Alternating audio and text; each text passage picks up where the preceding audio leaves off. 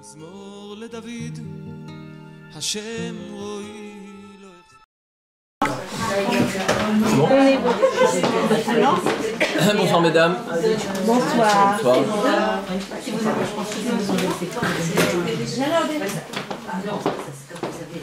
Non mais tu joues peut-être derrière. Ah, mais là, moi tu peux position. Si, non, c'est pas Alors bonsoir. Bonsoir. Donc malgré l'absence de Daniel, on va essayer d'être à la hauteur et puis on va passer une bonne soirée ensemble, j'espère.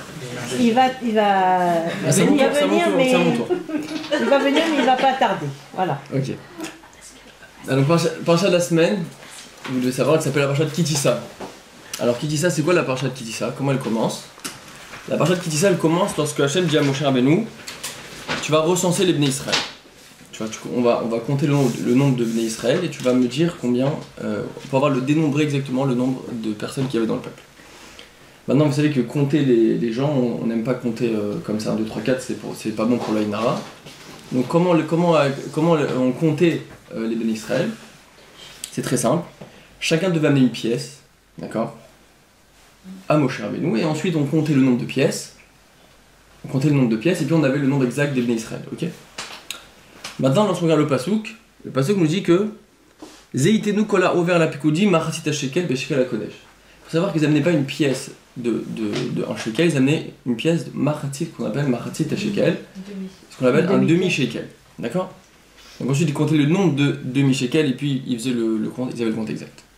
Alors, c'est vrai que ça paraît un peu mesquin de dire un demi-shekel, on aime bien faire les choses bien, en grand. Pourquoi est-ce que là, tout d'un coup on se retrouve avec une pièce coupée en deux? Enfin, c'est pas une pièce coupée en deux, c'était une pièce qui équivalait la valeur d'un demi-shekel. Alors on verra par là, il y a beaucoup de raisons qui expliquent pourquoi est-ce que un demi-shekel, quelle est la valeur, quelle est la signification cachée dans cette valeur, et par la suite on en parlera. Alors, vous savez qu'aujourd'hui, c'était Purim Katan, d'accord? C'est-à-dire que si c'était comme il y a 2 mois de Hadar, donc on n'a pas fêté Purim, mais si c'était le mois d'Adar 2, on serait été Purim dans la journée qui vient de passer. Donc on peut non, pile à moins des Purim exactement. Le cours sera à la maison d'ailleurs. Et d'ailleurs, et donc on peut se permettre de parler de Purim, d'accord? Alors juste, on va faire un petit récap rapide de l'histoire de Purim. Donc l'histoire de Purim c'est quoi? Il y avait le roi qui s'appelait Achashverosh et il y avait son premier ministre qui s'appelait Haman, d'accord? Maintenant Haman, lui il se prenait pour le bon Dieu, et Haman il avait besoin que tout le monde se prosterne à lui, donc tout le peuple, tout le monde, les goïms, les juifs se prosternent à lui lorsqu'ils le voyaient, c'était la marque de respect de l'époque. Et il y en avait un seul qui se prosternait pas, c'était qui? C'était Mordechai, d'accord? Mordechai se prosternait pas à Haman, et jour après jour comme ça, Haman voyait le Mordechai qui était face à lui et qui ne se prosternait pas. Et donc la colère montait, jusqu'au jour où Haman a dit, écoute c'est fini, à partir d'aujourd'hui, je vais m'en prendre à Mordechai, mais pas seulement à Mordechai, je vais m'en prendre à tout son peuple. Donc je vais exterminer le peuple juif, d'accord? Tout a commencé avec Mordechai qui a fait, entre guillemets, le fier, qui a fait cette provocation ouverte face à Haman, et il a dit, et ça a provoqué cette colère qui a fait que Haman il a décidé de tuer tout le peuple juif, d'accord? Ensuite Haman va chez Achashverosh, et il lui dit voilà, Achashverosh, j'ai un projet diabolique. J'aimerais tuer le peuple, mais pour cela, comme c'est toi le roi, je suis obligé de m'en référer à toi. Et j'aimerais t'acheter le peuple, entre guillemets, j'aimerais te donner une grosse somme qui équivaut à 10 000 pièces d'argent pour que tu me donnes le droit de faire ce que je veux du peuple. Entre guillemets, je t'achète le peuple juif. Évidemment, Achashverosh, lui, s'il voit pas d'inconvénient, donc il accepte. D'accord? Et c'est comme ça que le projet de Haman a démarré. La Gemara dans Megillah, elle nous ramène elle nous dit que à ce moment-là, Akadosh Baruch Hu, lorsque Haman a donné l'argent à Achashverosh, Akadosh Baruch Hu elle lui dit ton argent tu vas le donner à Achashverosh, mais t'inquiète pas, moi j'ai devancé ton projet. Comment? Avec l'argent que les Juifs ont donné avec ce Machatzit shekel. C'est-à-dire avant que tu aies l'idée de donner cet argent, moi j'ai déjà demandé de donner ce Machatzit shekel, cette pièce, et grâce à ça ils seront sauvés. D'accord? Sous-entendu, d'ailleurs, c'est dans toute l'histoire de Purim et dans toute la vie c'est comme ça, lorsqu'Akadosh Baruch Hu il a prévu malheureusement une maca, une plaie, quelque chose de difficile, toujours il a forcément prévu la refoua, la guérison avant. D'accord? Si Hachem il envoie quelqu'un ou au peuple une épreuve, eh ben, il aura préparé en amont la guérison, la refoua. D'accord? Donc, Akadosh Baruch Hu, il dit, Aman, tu vas donner cet argent, mais moi j'ai prévu le coup, d'accord? Ils ont déjà donné le Mars Shekel, il n'y a pas de souci à se faire là. D'accord? D'ailleurs, toute l'histoire de Purim, on voit que c'est toute la guérison, la délivrance, elle a été préparée avant même que le projet ne se mette en place. Quand par exemple on voit que Vashti est tué, qui va être la cause de la montée de Esther au pouvoir, d'accord, qui va être notre Yeshua, notre délivrance. Ensuite, on a Mordechai qui entend le complot de Ahashverosh, pour tuer Ahashverosh, d'accord. Donc on a plusieurs actions qui sont passées dans l'histoire de Purim, comme Esther qui monte au pouvoir suite à la mort de Vashti. On a Mordechai qui entend le complot de Bigtan et Teresh pour tuer Ahashverosh, et ça va être noté dans les annales de Ahashverosh. Tout ça, c'est pour préparer la suite des événements qui vont être la délivrance du peuple juif. D'accord? Donc Hachem prévoit toujours, à chaque plaie, une guérison qui émerge avant. Donc là, pareil, la Gemara, elle dit quelque chose de très étonnant qu'on va essayer de comprendre ensemble, que les Bnei Israël, Aman, tu vas donner 10 000 pièces d'argent, t'inquiète pas, moi j'ai déjà prévu le coup, ils ont donné le Machasset Shekel. D'accord? Donc toi, Aman, tu donnes les 10 000 pièces d'argent, pas de problème. Eux, ils ont déjà donné le Machasset Shekel. Il n'y a pas de souci à se faire. Maintenant, je vous pose une question. Quel est le rapport entre le fait que les Bnei Israël ont donné Machasset Shekel et le fait qu'ils vont être sauvés de Aman par rapport à la somme qui est donnée? Est-ce que c'est clair la question? D'accord? Donc Aman donne une somme d'argent. Hachem il dit, il n'y a pas de souci à se faire, ils ont déjà donné le Machasset Shekel. Donc on est bon. A priori, il n'y a aucun rapport entre le Machasset Shekel qui datait de générations, beaucoup de générations auparavant, et les 10 000 pièces d'argent, on ne voit pas le rapport. Donc on va essayer de comprendre quel est le rapport entre ces deux sommes. Alors, déjà, pour comprendre, on va essayer de revenir juste dans l'histoire qu'on vient de raconter. Puis en fait, on a dit quoi? On a dit que Mordechai, c'est lui qui a été, entre guillemets, la provocation, c'est lui qui a mis le feu aux poudres dans l'histoire en fait. Donc en fait, on pourrait se dire à Mordechai, c'est cruel ce que tu es en train de faire. Tu es en train de nous mettre tous dans la zut. Tu fais le fier, tu te prosternes pas, mais là tu vas... D'accord? Pas casser ça. Entre guillemets, la question qu'on peut se demander par rapport à Mordechai, c'est comment Mordechai il a pu faire un affront aussi fort à Aman, ouvertement de ne pas se prosterner à lui, de lui faire un affront public, sachant que par là même il était en train de mettre en danger tout le peuple juif. D'accord? Mordechai c'était un grand, donc on va essayer de comprendre qu'est-ce qu'il avait dans la tête à ce moment-là, de provoquer Aman, alors que on sait que cette provocation a causé sa colère à Aman, de s'en prendre à lui et à tout le peuple. Donc lui, Mordechai, il est clairement, c'est un danger public, il est en train de mettre en danger tout le peuple juif. Il est en train de faire entre guillemets, le fier, de ne pas se prosterner à Aman, il avait sûrement des bonnes raisons, mais maintenant, là, il y a une question un danger de mort dans l'histoire. Donc on va essayer de comprendre qu'est-ce que Mordechai avait en tête pour faire une chose aussi effrontée. Alors pour comprendre, il faut remonter dans l'histoire de Aman en fait. Aman, vous savez que c'est le descendant de Amalek, d'accord? Et Amalek, c'est un peuple qui est très connu. Amalek, c'est le petit-fils de Esav. Et ce peuple de Amalek, d'accord, va être l'ennemi juré du peuple juif à travers toutes les générations, d'accord? Et d'ailleurs la parasha de Zachor qu'on va lire dans les prochaines semaines. C'est un peuple qu'on doit se souvenir, c'est un peuple qu'on doit effacer, qu'on doit détruire et tout. Pour l'instant, on ne sait pas qui est, mais le jour où on le saura, et d'ailleurs à l'époque, quand on le connaissait, Shaoul il a dû détruire une partie. Les Bnei Israël ont fait la guerre contre Amalek, à plusieurs reprises on retrouve cette guerre contre Amalek, dans l'histoire de Purim aussi notamment. Et c'est un peuple qu'on doit détruire, qu'on doit exterminer, qu'on doit se souvenir tout le temps, d'accord? Donc on voit avec ce peuple, on a quelque chose de spécial. Pourtant, vous serez d'accord avec moi que c'est pas le seul peuple qui nous en a voulu à travers l'histoire. Il y a eu beaucoup de peuples qui nous ont voulu du mal. Il y a eu Amalek, il y a eu bien d'autres peuples.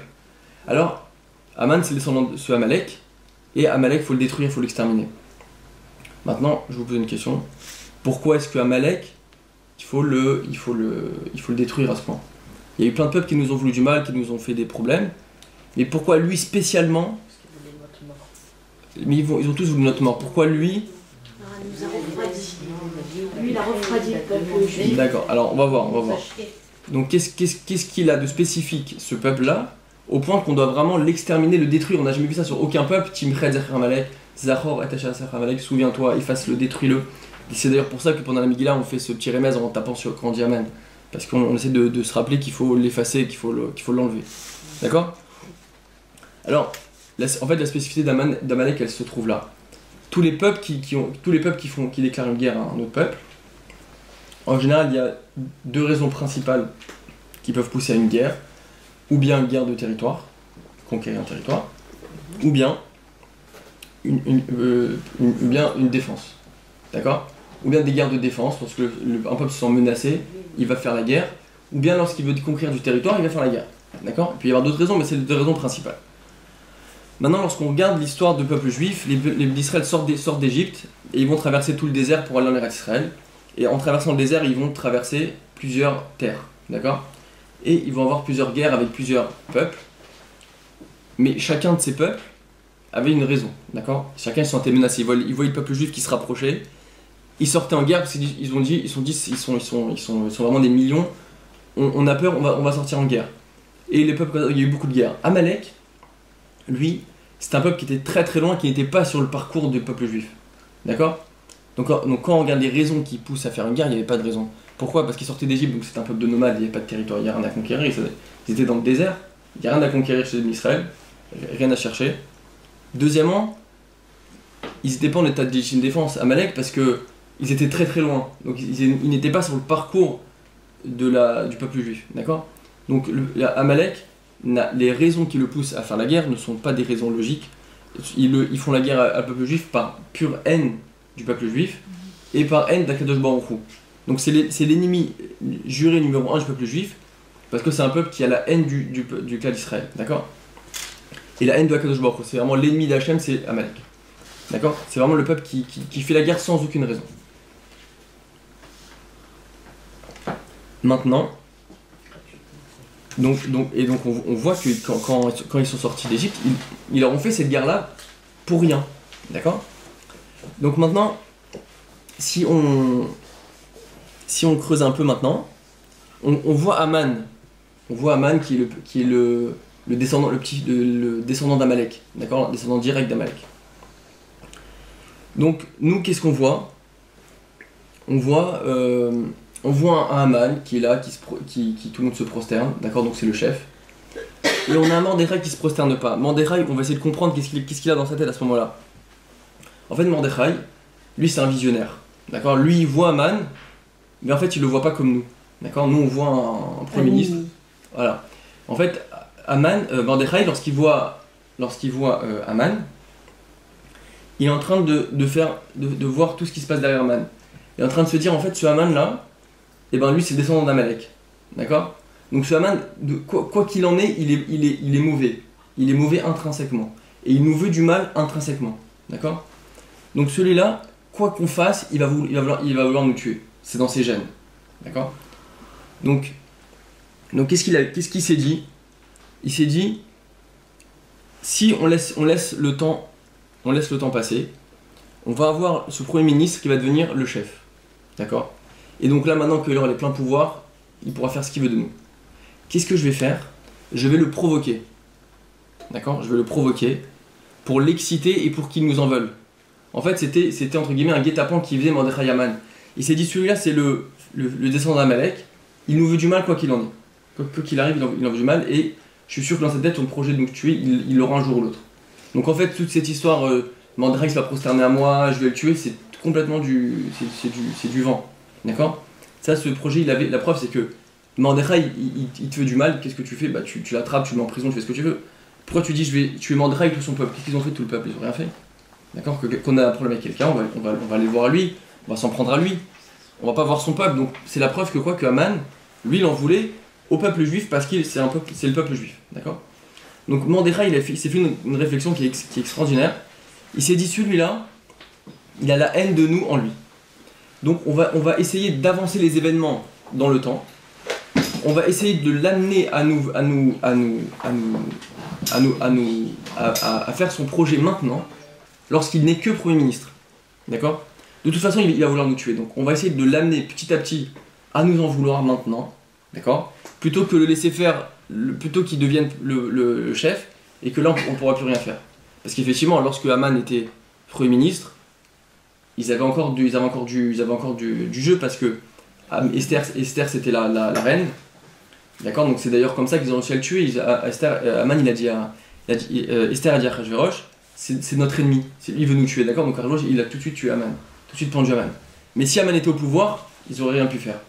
Donc Mordechai il s'est dit, je préfère qu'il fasse son projet maintenant lorsqu'il a encore temps, entre guillemets. D'accord? Parce qu'après ce sera trop tard.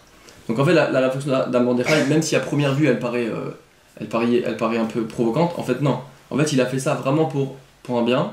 Il a fait ça pour amener, c'est clair? Il a fait ça pour amener Haman à mettre son projet en place tout de suite. D'accord? Maintenant, d'où est-ce qu'il a appris ça, Mordechai? Il a appris du Marchet Shekel. D'accord? Cette notion-là, il a pris du Marchet Shekel. Je m'explique. Le Marchet Shekel, c'est quoi le Marchet Shekel? On a dit c'est une demi-pièce. D'accord? Maintenant, s'il y a une demi, c'est qu'il y a une autre demi. Quand je prends par exemple la lune, on voit des fois une demi-lune. D'accord? Mais s'il y a une demi-lune, c'est qu'il y a une autre moitié qu'on ne voit pas. D'accord? Donc le Marchet Shekel, nous dit le Rabbi de Kotz, qui nous dit ça, c'est une allusion pour nous, que parfois on voit des choses, mais en fait c'est comme la lune en fait, vous voyez, c'est comme la lune qu'on voit qu'une moitié, mais cette moitié elle va cacher l'autre moitié.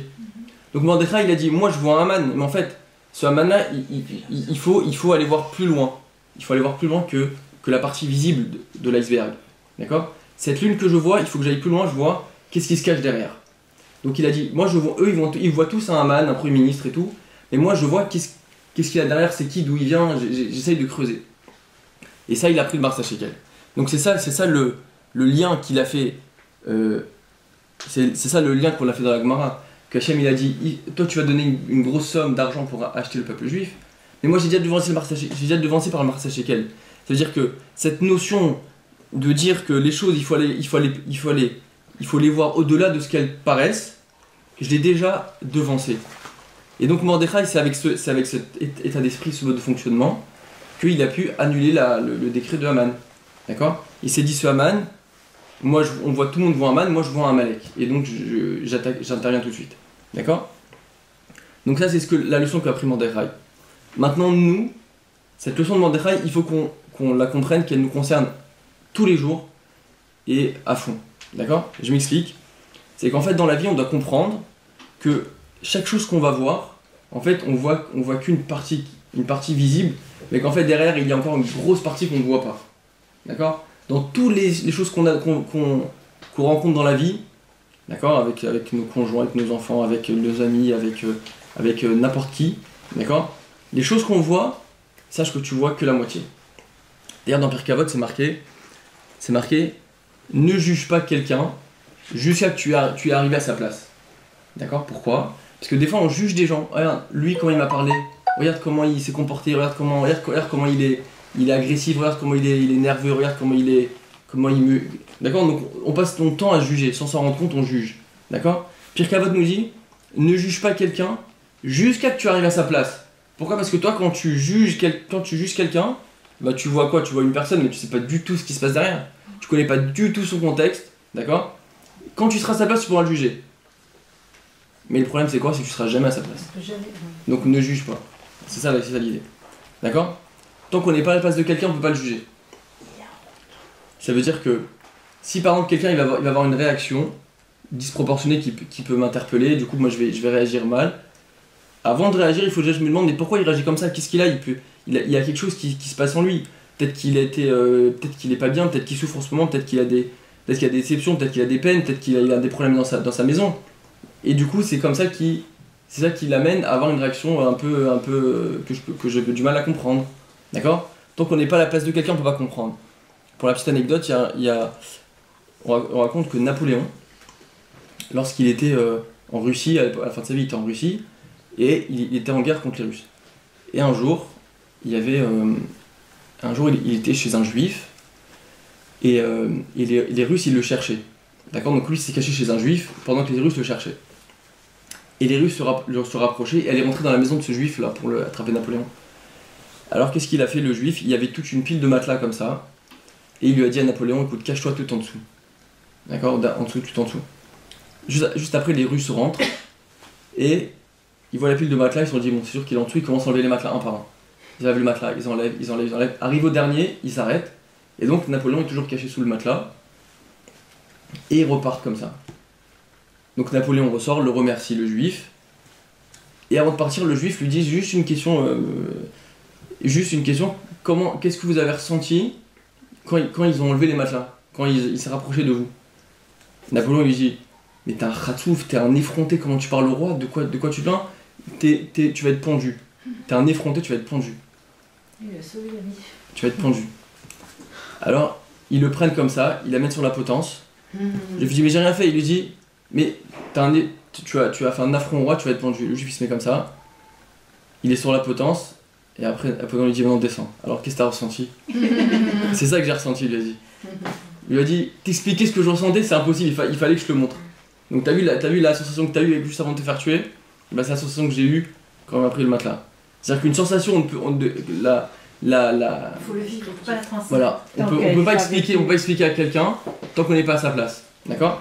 Donc pareil, les gens, des fois on va les juger, mais si on n'est pas à leur place, on peut pas se mettre à les juger. Donc en fait, faut pas juger. C'est ça en fait l'idée. Mais il l'a pas pendu quand même. Il a été. Non, mais il voulait juste te montrer ce que ça faisait d'être jusqu'à la dernière minute. D'accord? Tant qu'on n'a pas tous les éléments d'un événement, et ben on peut pas juger. C'est pour ça que nous on n'a que la moitié, comme le marxisme, on voit que la moitié des choses, mais parfois les gens qu'on rencontre, ils ont parfois il y a parfois des choses difficiles, et nous on va se permettre de les juger sur des tempéraments qu'ils peuvent avoir ou des choses qu'ils peuvent avoir. On a tapé. Ça doit être italien.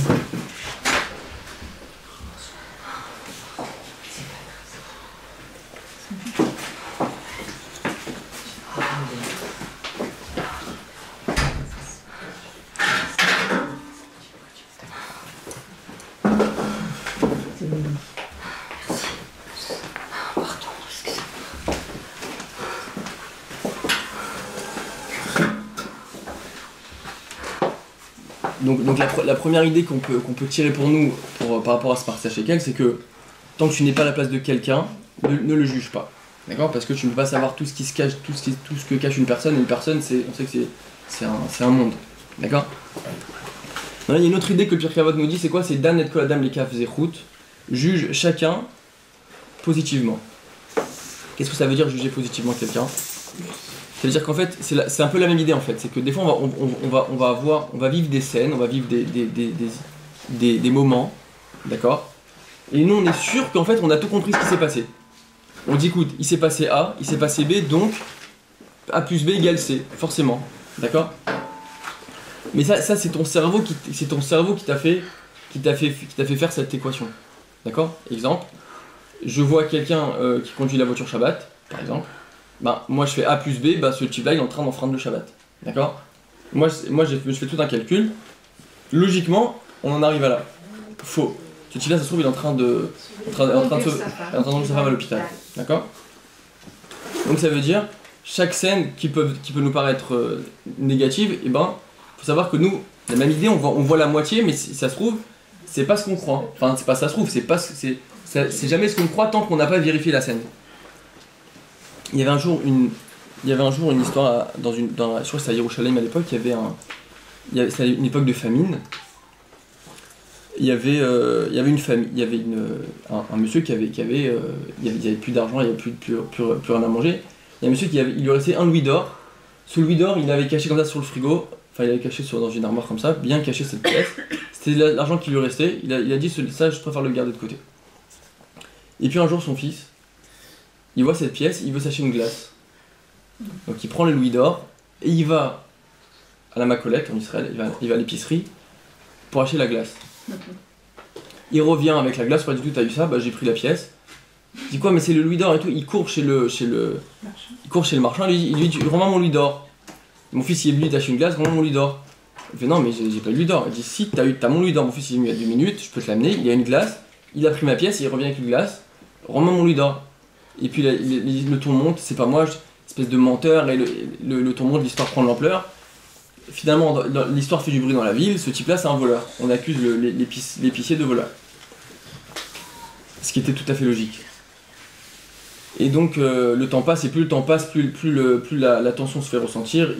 Ce type-là, il s'est retrouvé complètement banni de la communauté. C'est un voleur, c'est un escroc, il m'a volé mon louis d'or et tout. Et puis plus le temps est passé, plus vraiment sa famille a été vraiment complètement coupée de la communauté. Et puis un jour, il y a un monsieur qui vient voir le père là, donc qui avait le louis d'or. Il lui dit écoute, faut que je te parle et tout, j'ai vu ce qui s'est passé et tout, en fait faut que je te dise la vérité. C'est pas lui qui a pris le louis d'or, c'est moi qui ai le louis d'or. Il dit qu'est-ce qui s'est passé? En fait j'ai vu ton fils en chemin avec une pièce, moi je lui ai changé la pièce. D'accord? Je lui ai changé la pièce et puis du coup je lui ai donné un peu d'argent et moi j'ai pris le louis d'or. Le jour quand il arrive à l'épicerie, il avait pas le louis d'or. D'accord? Donc en fait, l'épicier il avait entièrement raison. Seulement le père s'était fait tout ce cheminement dans la tête qui était en fait faux. D'accord? Il s'est dit mon fils il va prendre une glace, il revient avec la glace, forcément il a le louis d'or. Mais en fait non. D'accord? Il a pu se passer plein de choses entre temps. D'ailleurs ce qui était le cas, c'est qu'en fait ton louis d'or il a été pris par quelqu'un d'autre, hein, par quelqu'un qui était mal intentionné. Après il a fallu tout réparer l'histoire, mais en tout cas c'est juste pour montrer que parfois les choses elles ne sont pas comme on l'imagine. Et pour la petite anecdote personnelle, un jour j'étais avec Raphaël, on était à Yerushalayim, et puis on était au Kotel. Et on devait retourner là où on dormait. Et à cette époque, notre grande fille elle était petite, donc on avait une poussette landau comme ça, une grosse poussette landau, et on s'apprêtait à rentrer là où on dormait. Et puis moi je lui dis écoute viens on prend un taxi, on est loin et tout, viens, je suis fatigué et tout, il fait chaud, viens on prend le taxi, on rentre là-bas.